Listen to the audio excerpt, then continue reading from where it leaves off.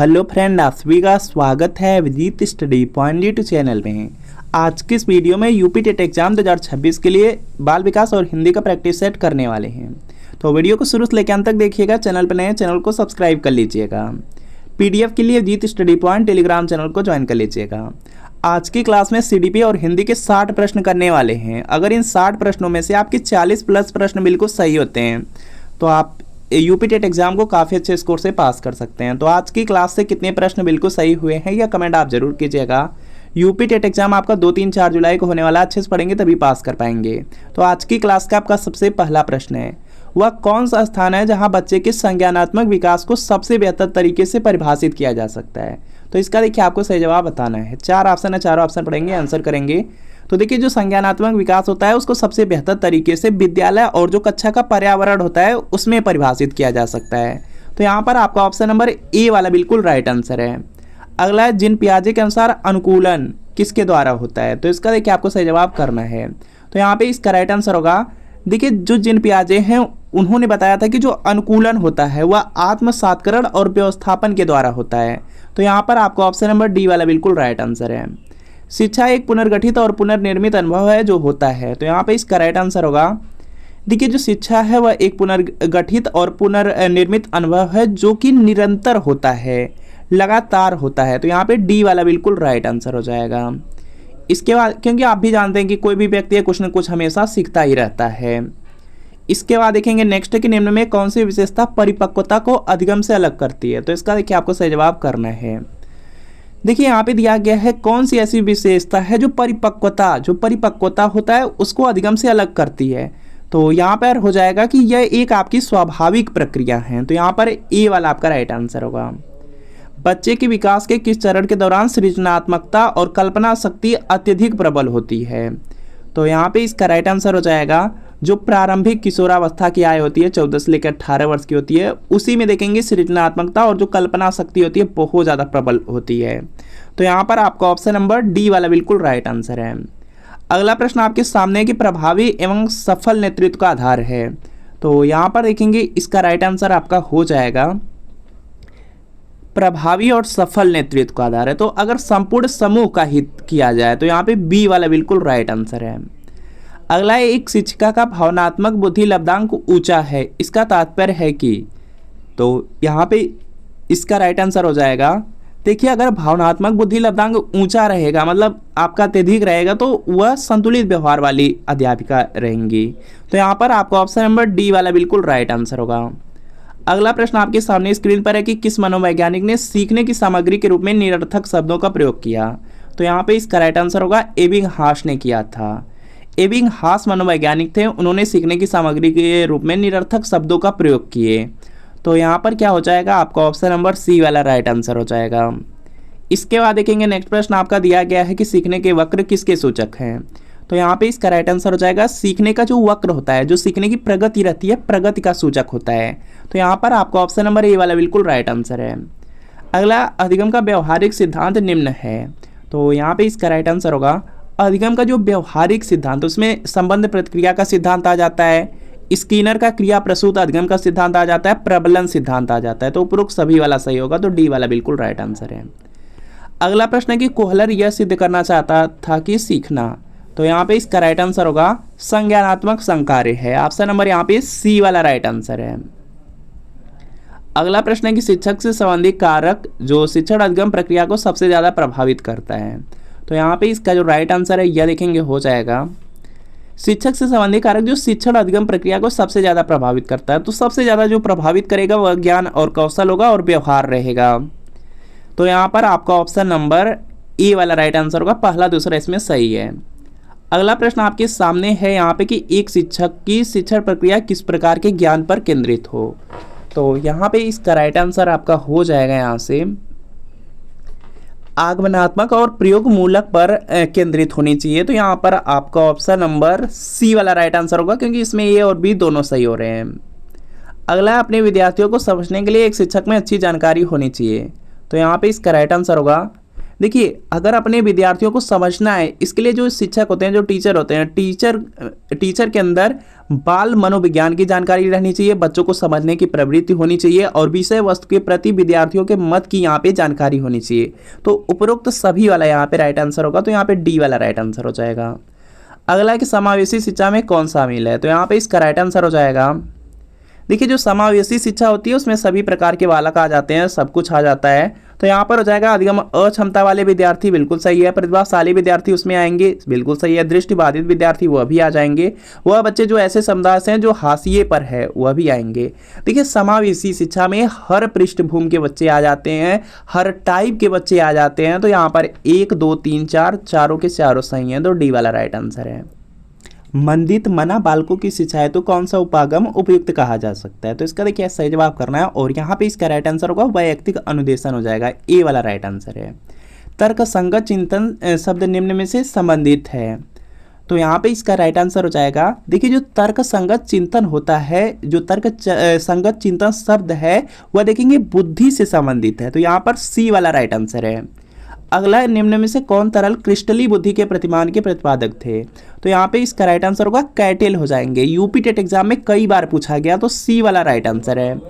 अगला प्रश्न है, एक भाषा को सीखने में दक्षता प्राप्त होती है, तो यहाँ पे इसका राइट आंसर हो जाएगा यहाँ से सुनने के साथ हो जाएगा। एक भाषा को सीखने में दक्षता प्राप्त होती है तो सुनने के साथ प्राप्त होती है, तो यहाँ पे बी वाला राइट आंसर है। अगला है, कक्षा में जो विद्यार्थी प्रश्न पूछते हैं उन्हें, तो यहाँ पे इसका राइट आंसर हो जाएगा लगातार प्रश्न पूछने के लिए प्रोत्साहित करना चाहिए। कक्षा में आप देखते होंगे बहुत सारे ऐसे बच्चे आपको मिलते होंगे कि जो बार बार प्रश्न पूछते हैं, तो ऐसे बच्चों को और प्रोत्साहित करना चाहिए कि वह प्रश्न करते रहें, सी वाला राइट आंसर है। अगला है, भाटिया बैटरी का प्रयोग निम्न में से किसके परीक्षण हेतु किया जाता है, तो यहाँ पे इसका राइट आंसर होगा बुद्धि के परीक्षण के लिए। भाटिया जो बैटरी का प्रयोग है वह बुद्धि परीक्षण के लिए किया जाता है, तो बी वाला राइट आंसर है। निम्नलिखित में से कौन सा वृद्धि और विकास के सिद्धांतों से संबंधित नहीं है, तो यहाँ पे इसका राइट आंसर हो जाएगा।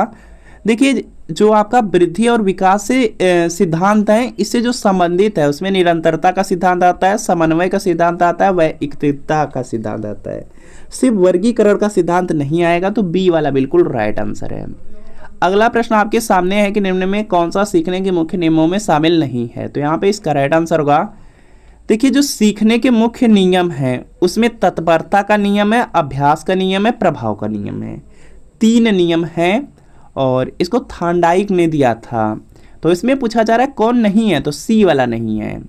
अगला प्रश्न आपके सामने है कि सूक्ष्म शिक्षण के भारतीय प्रतिमान में कुल कितना समय लगता है, तो यहाँ पे इसका राइट आंसर हो जाएगा टोटल लगता है 36 मिनट। ऑप्शन नंबर ए वाला बिल्कुल यहाँ पे क्या होगा, राइट आंसर है। सबसे पहले आप लोग क्या करते हैं, सबसे पहले प्लान बनाते हैं, तो प्लान बनाएंगे, इसमें आपका 6 मिनट लग जाएगा। उसके बाद आप लोग टीचिंग करते हैं, मतलब शिक्षण करते हैं, टीचिंग करते हैं, तो टीचिंग में भी 6 मिनट लग जाएगा। उसके बाद आपको फीडबैक मिलता है, और फीडबैक में भी 6 मिनट का टाइम लग जाता है। उसके बाद क्या करते हैं आप लोग, री प्लान बनाते हैं, जो री प्लान बनाते हैं उसमें भी 6 मिनट लग जाता है। और इसके बाद आपको क्या करना होता है, री टीचिंग करना होता है। री टीचिंग करेंगे मतलब फिर से पढ़ाएंगे, 6 मिनट उसमें भी लग जाएगा। उसके बाद फिर से आपको फीडबैक मिलता है, मतलब री फीडबैक मिलता है, तो इसमें भी 6 मिनट लगेगा। तो इस तरह से पूरा आपका 36 मिनट लग जाता है सूक्ष्म शिक्षण में। इसके बाद देखेंगे नेक्स्ट है कि युयुत्सा है, तो यहाँ पे इसका राइट आंसर हो जाएगा यह मूल प्रवृत्ति होता है। ऑप्शन नंबर सी वाला राइट आंसर है। जो मैकडुगल थे उन्होंने 14 मूल प्रवृत्ति बताए थे और उन्हीं में से युयुत्सा है, तो यहाँ पे सी वाला राइट आंसर है। समन्वय शिक्षा की सफलता निर्भर करती है, तो यहाँ पे इसका राइट आंसर होगा समुदाय के समर्थन पर। ऑप्शन नंबर ए वाला राइट आंसर है। अगला प्रश्न आपके सामने है कि किशोरावस्था में संवेगों की तीव्रता किस प्रकार प्रकट होती है, तो यहाँ पे इसका राइट आंसर होगा। देखिए, किशोरावस्था में संवेगों की जो तीव्रता है वह प्रतिकूल पारिवारिक संबंध, व्यवसाय की समस्या, नई परिस्थिति के साथ समायोजन, इन सब प्रकार से प्रकट होती है, तो यहाँ पर डी वाला राइट आंसर होगा।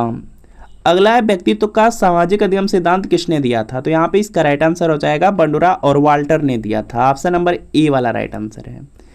आगमनात्मक तर्क के स्तरों में कौन सी यहाँ पे शामिल नहीं है, तो यहाँ पे इसका राइट आंसर हो जाएगा। देखिए, आगमनात्मक तर्क के स्तरों में कौन सा यहाँ पे शामिल नहीं है, तो उसमें देखेंगे कल्पना शामिल नहीं है, तो यहाँ पर डी वाला राइट आंसर होगा। इसके बाद देखेंगे हिंदी के 30 प्रश्न हैं और सब यूपी टेट का है। तो इसमें देखेंगे दिया गया है आपका यहाँ पे, निम्न में संबोधन कारक का परसर्ग कौन सा है। तो यहाँ पे इसका राइट आंसर होगा संबोधन कारक का परसर्ग दिया गया है, तो यहाँ पर हो जाएगा आपका भो हो जाएगा, ऑप्शन नंबर बी वाला राइट आंसर होगा। इसके बाद देखेंगे नेक्स्ट की पुल्लिंग वाचक शब्द छाटिए। तो यहाँ पे इसका राइट आंसर हो जाएगा, इसमें जो कैमरा शब्द है, कैमरा अब तक का पुल्लिंग शब्द होता है, तो यहाँ पे ए वाला राइट आंसर हो जाएगा। इसके बाद निम्नलिखित शब्दों में से एक स्त्रीलिंग शब्द है। तो यहाँ पर देखेंगे इसका राइट आंसर होगा जो डोर है। डोर क्या होता है, यह स्त्रीलिंग शब्द है, तो ए वाला राइट आंसर है। इसके बाद देखेंगे नेक्स्ट है शिक्षक का बहुवचन होगा। तो यहाँ पे इसका राइट आंसर हो जाएगा शिक्षक का बहुवचन शिक्षक गण होता है, आप लोग जानते ही हैं, तो यहाँ पे डी वाला राइट आंसर है। इसके बाद देखेंगे नेक्स्ट प्रश्न है कि निम्न में लघु स्वर है। तो यहाँ पे इसका राइट आंसर हो जाएगा, इसमें देखेंगे लघु स्वर की बात किया गया है। तो यहाँ पर देखेंगे इसका राइट आंसर हो जाएगा जो अ दिया गया है। अ क्या है आपका, लघु स्वर के अंतर्गत आता है, आप लोग जानते भी हैं, तो यहाँ पे सी वाला राइट आंसर है। निम्नलिखित व्यंजनों में से कौन से व्यंजन का उच्चारण तालु से होता है। तो यहाँ पे इसका राइट आंसर हो जाएगा तालु से। देखेंगे यहाँ पे जो देखिए क वर्ग है, क वर्ग का उच्चारण स्थान कंठ है, इसमें 5 वर्ड आएंगे, पांचों का उच्चारण स्थान कंठ होता है। उसके बाद होता है तालु या तालव्य होता है, और तालु तालव्य का जो यहाँ पे वर्ग है वह च वर्ग है, और च वर्ग में छ भी आता है, तो यहाँ पे सी वाला राइट आंसर है। इसमें तालु से तालु जिसका उच्चारण स्थान है वह छ है, तो सी वाला राइट आंसर है। अगला है किस वर्ड का उच्चारण स्थान कंठ तालु है। तो यहाँ पे इसका राइट आंसर हो जाएगा, इसमें जो ए और अ होते हैं इनका उच्चारण स्थान कंठ तालु है, तो अ दिया गया, तो डी वाला राइट आंसर है। अगला देखेंगे प्रश्न के महाप्राण ध्वनियाँ व्यंजन वर्ग में किससे संबंधित है। दो होता है, एक अल्प प्राण होता है, दूसरा महाप्राण होता है। अल्प प्राण और दूसरा होता है महाप्राण। अल्प प्राण में वर्ग का पहला तीसरा पांचवा वर्ड आता है, और जो महाप्राण होता है उसमें वर्ग का दूसरा चौथा वर्ड आता है। तो देखेंगे यहाँ पे सी वाला राइट आंसर होगा, क्योंकि महाप्राण पूछा जा रहा है, तो दूसरा चौथा सी वाला राइट आंसर है। अगला सभी स्पर्श व्यंजन कौन से समूह में है। तो क से लेकर के म तक के, क से लेकर के म तक के यहाँ पे जो वर्ड होते हैं इनकी संख्या 25 है, और 25 स्पर्श व्यंजन है। तो यहाँ पे इसका राइट आंसर हो जाएगा, इसमें से देखेंगे क च प द दिया गया है, और यह देखेंगे क से म के बीच में ही आएगा, तो यहाँ पर सी वाला राइट आंसर है।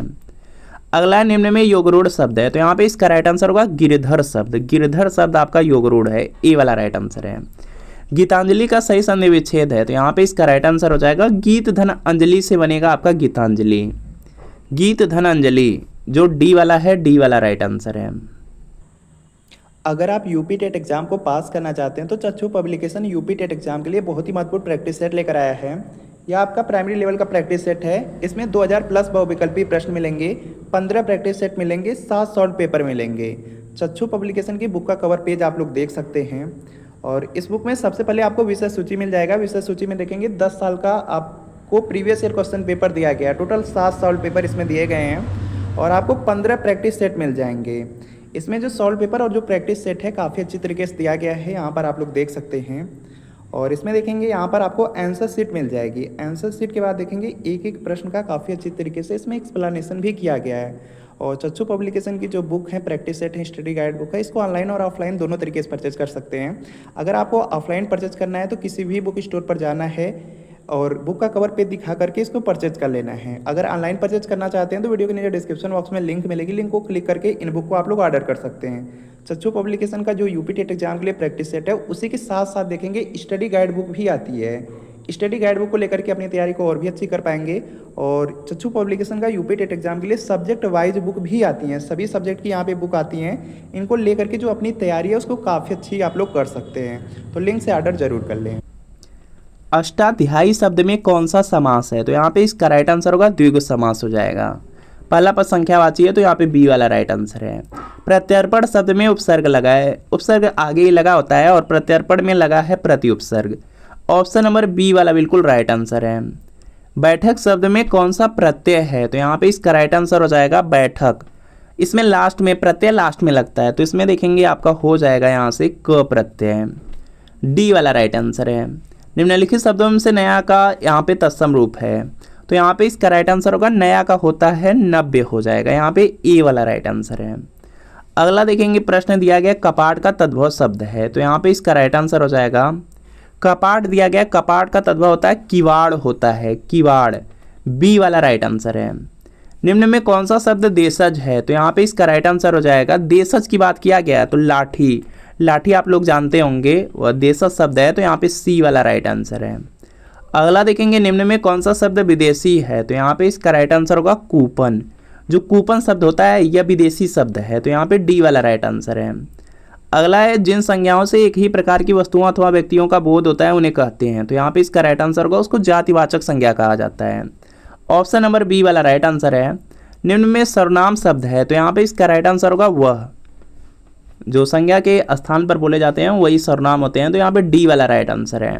निम्न में विशेषण शब्द है, तो यहाँ पे इसका राइट आंसर हो जाएगा आयत लोचना हो जाएगा, जो सी वाला दिया गया सी वाला राइट आंसर है। निम्न में प्रेरणार्थक क्रिया है, तो यहाँ पे इसका राइट आंसर होगा लिखवाना, जो लिखवाना दिया गया यह प्रेरणार्थक क्रिया है, तो सी वाला राइट आंसर है। निम्न में अव्यय है, तो यहाँ पे इसका राइट आंसर हो जाएगा, इसमें जो मानव शब्द दिया गया, मानव शब्द दिया गया यही अव्यय हो जाएगा, अव्यय पर जो लिंग वचन होता है उसका प्रभाव नहीं पड़ता। आग शब्द का पर्यायवाची है, तो यहाँ पे इसका राइट आंसर हो जाएगा आग का पर्यायवाची वैश्वानर भी होता है, तो यहाँ पे वैश्वानर होगा, बी वाला राइट आंसर है।